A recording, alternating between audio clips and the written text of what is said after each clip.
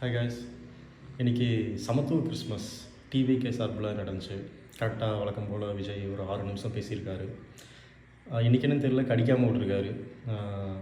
நல்ல வேலைக்கு டிஎம்கே 2 நாளைக்கு முன்னாடி கிறிஸ்மஸ் கொண்டாடிட்டாங்க, ஒரு மீட்டிங் மாதிரி எல்லாம் வச்சு.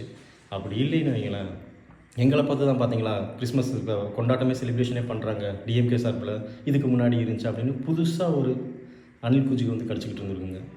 இதில் ஆற்காடு நவாப் அவர் வேறு பொழிச்சுன்னு மேடையிலே வச்சு மூஞ்சில் துப்பிட்டார். பெண்களுக்கு பாதுகாப்புலேன்னு இவ்வளோ நாள் சொல்லிகிட்டு இருக்க விஜய் முன்னாடியே பெண்களுக்கும் தமிழ்நாடு வந்து எக்கனாமியில் ரொம்ப க்ரோத்தான மாநிலம் அப்படின்னு சொல்லியிருக்காரு. இதில் நம்மால் மன்னராகவே வாழ்ந்துட்டுருக்கவர் வெளிப்பட்டுட்டார். ஒரு மிகப்பெரிய மன்னனாக வருவேன் அப்படிங்கிற மாதிரி சொல்லியிருக்காரு. கஷ்டத்தை அனுபவிச்சிருக்காராம். எந்த மன்னனும் தன்னோட மக்களுக்கு முள்வேலியும் இல்லை கிரீஸ் தடவையும் மக்கள்கிட்ட இருந்து தன்னை பாதுகாத்துக்கல. இது எப்போ இருந்து புரிஞ்சுக்க போகிறாருன்னு தெரியல. இன்னும் அந்த மன்னர் மனநிலை, பண்ணையார் மனநிலை வந்து கொஞ்சம் வெளியே வாங்க விஜய்.